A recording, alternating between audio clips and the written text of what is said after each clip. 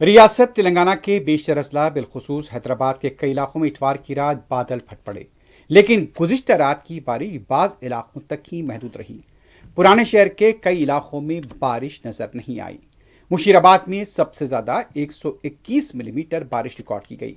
उस्मानिया university में 101, मुट्टुगुड़े में 95.5, शेखपेट में 94.3, एडिकमेट में 93.3, कापरा में 91.5, चिलकलगुड़े में 78.5, हिमायतनगर में 77.3, नरेडमेट में 76, उप्पल में 75.8, अलवाल में 74, गच्चीबौली में 71.5, नामपल्ली में 70.5, मलकाजगिरी में 70, खाजागुड़े में 59.8, सिकंदराबाद में 60.5, अंबरपेट में 55.3 और आसिफ नगर में 56 मिलीमीटर बारिश रिकॉर्ड की गई।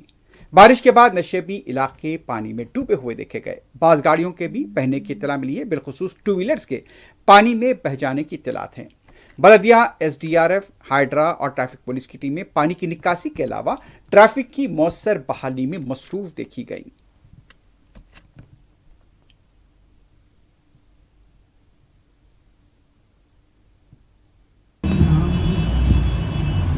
See them because the water is bike got stopped, so he's pushing it again.